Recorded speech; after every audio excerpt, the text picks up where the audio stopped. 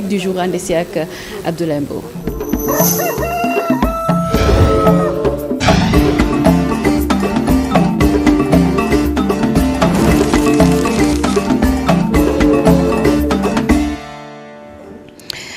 Alors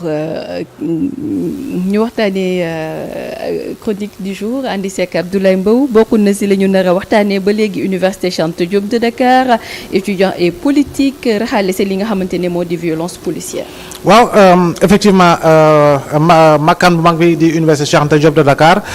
si histoire politique u Sénégal ak li fay xew ba si jamonoy Abdoulaye Ba dafa mës a nekk loo xam ne effectivement université da ko traversé depuis autant d'années. Et je dois rappeler que souvent dañuy wax waxu politique c'est normal présence des partis politiques ou présence de la pratique de la politique ci biir université naan war na warul jàpp naa ni loolu amul lenn loo xam ne war nañ ko mën a tere étudiant bi pour mu pratiquer li nga xamoo di politique parce que politique jàngat la goo xam ne fa nga koy tàmbale war na teel ba ngay nekk élève sax dugg ci politique du dara masamaa nag ba nga nekk étudiant tere li nga xamoo di langue politique ci biir université mooy xanaa da nga koy aaye ñi nga xam ne ñoo leen di jàngal ndax ñi leen di jàngal seen wàllu bopp ràññeeku lañu ñu si bari si li nga xam moo di langue politique bi donc booy xool histoire université Cheikh Anta Diop li nga xam ne moo di manifeste du PAI bi ñu ko lancé en 1957 que ñaata adhésion la amoon et pas dans si adhésion yi ba ñuy yegg si université bi am na ñoo xam ne effectivement dañoo bokkoon si parti boobee nga xam ne Majhemout Diop moo ko sooxe moo ko lancé woon waaye la jiitu di Union progressiste sénégalaise bi fi nekkoon effectivement ñu bari si étudiants yi dañoo nekkoon affilié woon au parti de Senghor donc ba ñuy dem ba nga xam ne dugg nañu carrément dans la clandestinité Senghor aaye li nga xam ne moo di parti politique yi bloc des masses sénégalaises bu Cheikh Anta Diop mu dissout ko Front National Sénégal bu Cheikh Anta Diop mu dissout ko en 63 et 64 da ngay gis ne effectivement évolution étudiants yu bari ñu ngi woon biir université di pratiquer politique di def ay campagne d'affichage guddi police di leen traquer ci mbedd bi ñuy coller fu nekk di génn ay journaux di ko distribuer mais police di leen traquer te ñu woon fii nga xam ne moo di Cheikh Anta Diop donc mu nekkoon au lieu de la pensée dëggantaan ci li nga xam moo di wàllu politique étudiants yi fa nekkoon jàng li nga xam ne moo di Karl Marx jàng Engels jàng li nga xam mooy révolution bolchevique naka la demee ña leen nekk ci ay idéaux yoo xam ne c'était des idéaux purement socialistes autour de l'UPS mais ñeneen ñi am loo xam ne am na ñoo xam ne ñu leen koy jàngal ci xam-xam kon boog bu ñu yegsee évolution di am ñu ne non violence li ko sooke mooy effectivement le fait que université am li nga xam mooy langue politique mais malheureusement da nga koy fàttaliku benn parti moo fi nekkoon waaye parti boobu moo fi andi tendance paaka ak jaasi ay responsable parti au pouvoir bi fi juutu ñoo ko fi andi donc loolu dafa dem ba dafa wàllu yaan fii nga xam moo di université mais quoi qu'on puisse dire université bi étudiants yi fa nekkoon nombre bi réduit 2000 3000 di évoluer ba fu ñu toll nii mais dans tous les cas dañuy gis ni effectivement wàllu politique ñu bari foofu lañ ko jànge foofu lañ ko nàmpe ñi nga xam ne ñoo di ay ñoom ndem si yàlla professeur Maguette Thiam yàlla na ko yàlla yërëm ay ñoom Mamadou Diop Castro encore une fois ak ñeneen ñooñu bokk nañu ci enseignants yu njëkk instauré li nga xam moo di existence des syndicats fii nga xam moo di université Cheikh Anta Diop te pourtant ñooñu c'était des personnalités de la gauche sénégalaise waaye ñoo xam ne dañoo dund li nga xam moo di violence parce que pratique politique boobu saa bu étudiant bi dem front dafa am ñaar yu muy yóbbaale mooy revendication ci li nga xam ne mooy étudiant bi mu doon waaye itam dafay yóbbaale par moment conviction politique bi tax mu war a nekk sur le terrain jàmmarloo ak takk der par rapport aux revendications yi nga xam ne c'est assez large et qui touche les étudiants mais malheureusement chaque fois dafay daal di am victime yi nag le plus souvent da ngay gis ni ay innocent lañu tudd nga sànq ñoom Fallou Sène du tudd nga sànq keneen ki Ablaye Ba tudd nga Balla Gaye jamono Abdoulaye Wade ba si Abdoulaye Ba bi nga xam ne moo fi jóge Bassirou Faye ba si Abdoulaye Ba bi waaye la ci jiitu am na loo xam ne dañ ko mës a exercer si li nga xam ne moo di étudiant bi te booy xool université campus dafa nekk toujours lieu boo xam ne ay ndaw la yoo xam ne lu xew si réew daanaka fa la koy tàmbale mais 68 lu muy tar c'était à l'échelle internationale étudiants yi ñoo ko tàmbali fii ci Sénégal même chose ba syndicat yi grève aussi mu nekk benn grève générale boo xam ne pratiquement dafa laal ñëpp c'est le Salamou Khouri faatu en 68 Samba Baldé 69 c'est le faatu Amady Diouf 71 il a été tué également ki nga xam ne moo di Omar Blondin pour des convictions politiques ak yu mu demoon il a été tué à la prison de Gorée. 73 il y a eu 4 élèves qui ont été assassinés si li nga xam ne moo di violence policière exercée si seen kaw. donc pour dire que mun nañu di tudd pour gis ni effectivement violence boobu effectivement dafa mës a prégnante malheureusement fii nga xam ne mooy makkaan bii nga xam ne moo di université Cheikh Anta Diop de Dakar donc de ce point de vue là lu ñu si war a mën a wax mooy xëy na modèle bu ñuy defee politique soppeeku na ba nga xam ne ràññeeku tuñ si li nga xam moo di xam-xam parce que université foo dem si place agora daanaka lañ ko doon tuddee. agora maanaam fa ñuy xalaat fi fu mu gën a màggee te gën a sell mais malheureusement ce n'est plus le cas léegi nag étudiant bi moo di kan ak naka la war a mën a doxalee étudiant bi moo di kat mooy ki nga xam dafa dem sàqu ji xam-xam waaye moo war a nekk suba officier de gendarmerie étudiant bi suba moo war a nekk commissaire étudiant bi suba moo war a nekk biir l'armée parce que ñu si bari dañuy def concours dafa mel ni tey suñu naataangoo journaliste boo xam ne 2011 ñoo doon ànd si manifestation yi mais diggante 2012 ak 13 mi ngi takk li nga xam moo di grade si wàllu police. donc diggante bi defi na concours kon étudiant bi si wàllu boppam mun na dem ba féete feneen kon ñay intervenir bi université yi tamit dañu war a xam ni étudiant bi ak ñoom en réalité am na loo xam ne ñoo ko bokk dafa am ay limites objectives mais l'un dans l'autre man je dis encore une fois la ñuy def politique en réalité si biir campus bi. ça doit être une politique saine parce que tey ñi ngi fi tudd ñëpp ay ñoom Modou Diagne Fada et consort ay ñoom Déthié Diouf yi ngi fi invité bërkaat yi démb maa ngi ko fii seen bokkoon na ci dirigeant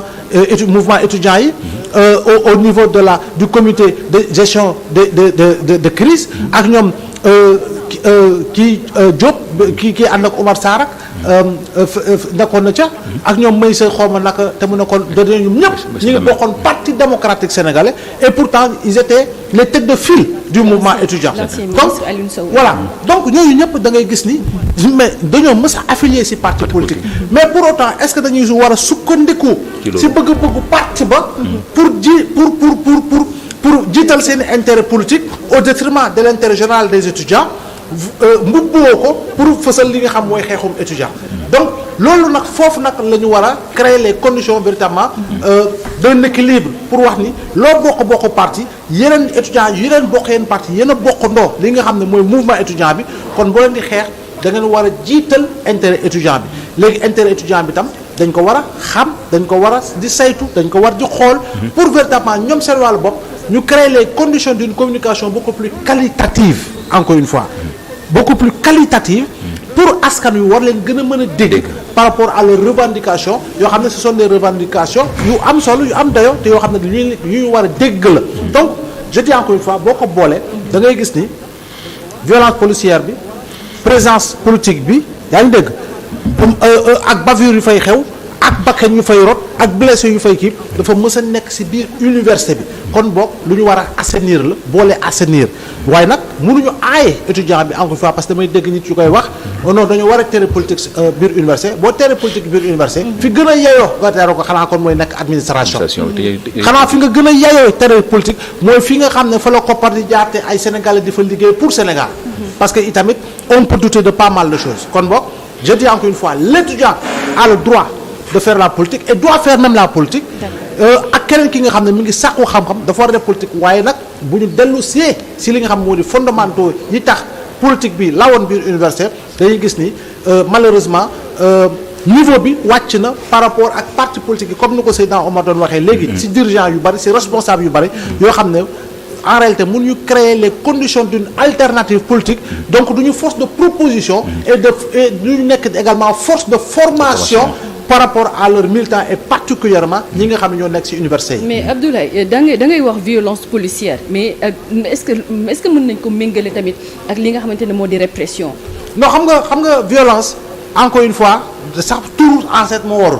parce que maintien de l'ordre wala rétablissement de l'ordre en réalité waruñu exercer violence yi nga xam ni ce sont des violences extrêmes xam ne naan l'État a le monopole de la violence légitime oui. waaye nag dafa am loo xam ne loo gis rek dañ ko encadrer loo gis dañ ko encadrer parce que kuy intervenir jàpp naa ne am nga ay limites objectives conformément ak sa formation mais conformément ak sa code d'éthique conformément ak loi et règlement yi nga xam ñooy doxal dëkk bi waaye mënuloo ñëw 93 gis nga ko bu ñuy dugg ci biir université bi ay étudiants di tëb 3e étage de 4e étage dugg leen pour te dire ba ñuy voté loi bi sur les franchises universitaires en 94 ba ñuy dund en 2026 ay étudiants yu tëb 4e étage. Donc pour dire que il n'y a pas eu véritablement de changement par rapport au comportement de certains, je dis bien de certains éléments du GMI, encore une fois, yi nga xam ne ñooy groupement mobile d'intervention tàmm di dem université pour intervention. Donc je dis encore une fois, violence répressive leneen la ak li nga xam moo di rétablissement de l'ordre. Violence répressive leneen la ak li nga xam ne moo di maintien de l'ordre, parce que ce qu'on a vu en réalité lu si bari du maintien de l'ordre, lu si bari du rétablissement de l'ordre, parce que violence exercée volontairement la. Parce que boo demee ba ab takk der jël grenade lacrymogène découpiller ko teg ko si boppu jàmbur moroomam moo ko ñëw di bëmëx kon y a problème. kon il y a problème boo demee ba takk der jël ay moto di ko daaneel di dóor di toj y a problème. bu ñu demee ba ay takk der di dajji bunt pour fekk fa ñi fa nekk y a problème. mais ñooñu tamit lan la ñuy xaar ci ñoom ndax te jotul tamit ñu jël ay sanctions gàll ko seen ndodd. mais bien entendu. Je pense que premier ministre bi bu mu demee yàggul tuuti sur école de police am na loo xam ne yëkkati woon na ko ci kàddu. laata mbir mi di xew. kon donc impérativement cycle d'impunité boobu mu war a jeex. c'est-à-dire que il faut ñu situer responsabilité parce que Madiambal bu mu jëlee Jakarta jaar fii nga xam ne moo di fële Gambie yaa ngi gis dañoo relever automatiquement le commissaire de la division des investigations criminelles mais également le commissaire bi nekk doon officier au niveau de l'aéroport international Blaise Diagne mais fii tamit même chose je dis encore xaw ma kan ak wala ban kii la mais dañoo war a sanctionner ñi nga xam ne ñoo di éléments yi nga xam ne ils sont identifiables encore une fois ils sont identifiables parce que am na yu bari yoo xam ne par exaction la parce que seeni ay morom di leen tere kon pour te dire kon ñoo ñi ngi woon si ay débordements yu grave boo demee ba yow mi di exercer yaa ngi dégg rétablissement de l'ordre sa moroomu takk der moo dem di la remettre à l'ordre c'est que y a un problème de désordre qui s'est posé donc je pense que loolu ñu koy dund université depuis autant d'années yaa ngi dégg de Senghor à maintenant je pense que war na am évolution war na am changement war na am li nga xam moo di ay sanctions notoires exemplaires yoo xam ne ça permettra effectivement ñu war ko mën a moytandiku waaye nag boo ñëwee gis 82 morts Seydina Omar mi ngi koy wax amul enquête amul kuñ jàpp amul fu ñu situé ay nit taxaw naan force doit rester à la loi tey ñoom ñoo toog di naan ay xawma di jooyantu si mbir yi demee nii mais y a problème kon dëkk bi buy doxee noonu mais pour mu baax dina jafe waaye nag bu dee yow yaa yor lenge yi jàpp naa ne foofu nga war a doxalee pour mbir mi jub ba faw boobu nag mooy nga mettre fin au cycle d'impunité situer les responsabilités teg loxo nit ki wax la nga koy wax la dernière fois keppaar gi ne la 7 CRS maanaam suñu moroomu GMI français 7 si ñoom ñi ngi encourir 7 ans de prison xam nga pour lan parce que bu ñu dóoree ay la mag lacrymogène si mbedd yi France par yooyu ay nit dañoo daw dugg si benn restaurant ay CRS fekk fa dajji restaurant bi mais violenté leen grave aujourd'hui ñoom ñëpp ñi ngi si yoon bu ñuy njëkk ñëw dañoo sol ay seen ay tenue ak dem pour impressionner juge bi dàq affaire bi ne leen dem leen solu gu normal solu civil ngeen ñëwaat donc fan lay mujjee au moins ils sont traduits devant la justice ndax da leen ñu baal lu ne bàyyi au moins ils sont traduits devant la justice française donc nous de notre côté aussi bu ñu ko defoon jamono ji nga xam ne 68 étudiant wadd na étudiant waddaat 69 ay gune ñu faat leen si mbeddu Ndakaaru yi yeneen mbir xewaat jàpp naa ni boobu ba léegi bu fekkoon ni ñi ngi jugé di situer responsable di condamné du ñu yegg si niveau bii nga xam ne saa boo duggee université da nga naan fii no man's land la quoi c'est une zone de non droit où véritablement ku fa dem war a rétablir l'ordre nu la neex ngay doxale te si jamono ji ñoom am na loo xamante ne bokk na si li ñuy sàkku muy que homme de tenue yi ñu utal leen numéro si seen yére yi comme ça dina yomb ñu matricule comme ça dina yomb ñu identifier leen bu comme genre répression yi nga xamante ne am na benn pétition boo xamante ne ñu ngi koy faire circuler pour que nit ñi signer ko. gis nga lu ñu war a mën a def ba nga xam ne dara du rëcc bari na nous sommes à l'ère véritablement du numérique bi nga xam ne fu mu yegg si niveau si développement jégg na dayoo le général Jean-Baptiste Tine dañu ko wax sax ne caméra embarquée pour les agents jàpp naa ni oui si même kuy officier si terrain bi sax am na normalement say supérieur wala ñenn ñoo xam ne war nañoo am caméra embarquée ñoom sax pour se dédouaner plus tard parce que lu nga gis ay étudiants di génn si nekk nga jël bouclier mais di leen ko duma di leen ko dóor ak gune gi nga xam ne li dal si kawam bu daloon éléphant du dund yóbbu ko si vétérinaire bu gën a mag laa la wax boo ko bu daloon éléphant sax du dund ak nu mu frêlé yaa ngi dégg donc pour man suñu yegsee ci niveau de violence extrême boobu nga tiim nit nii yow consciencieusement di ko torturer à ce niveau là mais te koo xam ne demul front voilà demul front mais demul front loolu yàgg na université yow yàgg nga ñëw front am yaa ngi dégg yow nga toog sa néeg di sa gars yi toog si néeg bi di caay nak demee noonu mais gars yi dugg si couloir yi nga gars yi gis tëju barricade wu jël lali jël ay bagages sës bunt bi ba pare kii au cas di préparé wu donc dama ne dugguleet mais kon dugguleet jàpp naa ni démb ak bërki démb bu ñu jëloon ay matukaay encore une fois comme ni ñu ko waxee violence politique ak violence estudiantine exercée par li nga xam moo di taqis der yi bu ñu ko defoon boobu ba léegi c'est normal jàpp naa ni leneen li ñuy wax xam nga da ngay dégg ñu naan la nous sommes damay dégg ñenn ñi naan nous sommes en 2026 lii du am je dis 2020 sax waroon am 2015 sax waroon am 2010 sax waroon am affaire bi il ne s'agit pas d'être en 2026 ou en 2030 il faut quand même que ñu wax fàttali ko est-ce que tey manifestation gilets jaunes yi am français bi danaan mais nous sommes en 2000 nangam kon blessé grave warul am jàpp naa ni foofu noonu même bavure mënut a ñàkk parce que bavure day am partout dans le monde mais c'est à éviter te mën nañ ko éviter par rapport aux opérations de rétablissement de l'ordre parce que bu dul université daanaka manifestation bu am bu ndaw rek ci mbedd bi di nga dégg mort d'homme donc je pense que loolu war nañ ko xoolaat war nañ ko saytuwaat war nañ ko defaraat jooyanti ko su ci les responsables teg loxo ay nit daal di leen teg daan yi war conformément aux lois et règlements de ce pays là. mais d'accord nga allez-y. peut-être par rapport ak réforme yi nga xam ne moom la gars yi di xalaat est-ce que yaakaar waruñoo dem ba tollu jamono joo xam ne nañu léegi képp koo xam ne yaa ngi nekk président amical nga ab politique maanaam boo demee bëgg dugg ci politique nga démissionné